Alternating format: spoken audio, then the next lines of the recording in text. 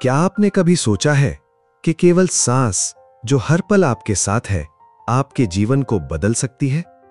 स्वास्थ्य, ऊर्जा, मन की शांति, यहां तक कि आध्यात्मिक जागरण, इन सब की कुंजी छुपी है आपकी सांसों में।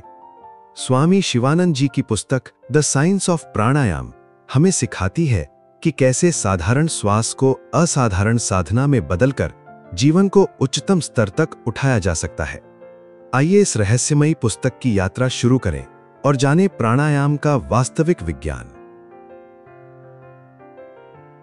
अध्याय 1, प्राण और प्राणायाम का रहस्य। शिवानंद बताते हैं कि प्राण केवल हवा नहीं है, ये वो जीवन शक्ति है जो हर जीव, हर कण और पूरे ब्रह्मांड में प्रवाहित हो रही है। श्वास सिर्फ ऑक्सीजन नहीं लाती, बल्कि प्राण को शरीर में लाती है। प्राणायाम का अर्थ है प्राण का नियंत्रण और विस्तार। जब हम सांस पर नियंत्रण करना सीखते हैं, तो हम केवल शरीर नहीं, बल्कि मन और आत्मा पर भी नियंत्रण प्राप्त करते हैं। अध्याय 2, श्वास और स्वास्थ्य। अधिकांश लोग गलत तरीके से सांस लेते हैं, उथली, असंतुलित और असचित। इससे शरीर कमजोर, मन चंचल और भावनाएं अस्थिर हो जाती हैं। प्राणायाम सिखाता है कि कैसे गहरी, लयबद्ध और सचेत सांस लें। इससे शरीर शुद्ध होता है, फेफड़े मजबूत होते हैं और बीमारियों से रक्षा मिलती है। सांस जितनी गहरी और शांत, जीवन उतना ही लंबा और संतुलित। अध्याय 3, प्राणायाम की विधियां। शिवानंद जी कई प्रकार के प्राणायाम विधियां समझाते हैं, जैसे अनुलोम विलोम यानी नाड़ी शोधन, बाईं और दाईं नासिका से बारी बारी से सांस लेना जिससे नाड़ियां शुद्ध होती हैं। कपालभाति यानी तेज और शक्तिशाली श्वास प्रश्वास जिससे मस्तिष्क और मन शुद्ध होता है। भ्रमरी यानी मधुमक्खी जैसी गूंज के साथ श्वास जिससे तनाव मिटता है और मन शांत होता है।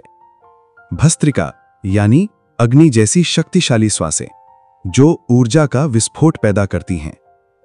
हर विधि के पीछे एक रहस्य छिपा है जो शरीर, मन और आत्मा को बदल देता है। अध्याय 4, प्राणायाम और मन का नियंत्रण। मन और श्वास का सीधा संबंध है। जब सांस अस्थिर होती है तो मन भी चंचल होता है। जब सांस नियंत्रित होती है तो मन शांत और एकाग्र हो जाता है। प्राणायाम से ध्यान गहरा होता है और साधक आत्मज्ञान की ओर बढ़ता है। जो अपनी सांस पर राज करता है, वो अपने मन पर भी राज करता है। अध्याय 5, प्राणायाम और आध्यात्मिक जागरण। केवल स्वास्थ्य ही नहीं, प्राणायाम साधक को आध्यात्मिकता की ओर ले जाता है। प्राण शक्ति के शुद्ध और नियंत्रित होने से कुंडलिनी जागरण का मार्ग प्रशस्त होता है।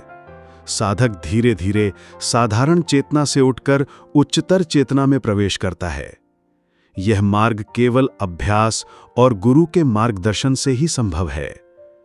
प्राणायाम केवल सांस नहीं, ये आत्मा को ब्रह्मांड से जोड़ने का पुल है। अध्याय 6, सावधानियां और अनुशासन। प्राणायाम को जल्दबाजी या बिना मार्गदर्शन के नहीं करना चाहिए।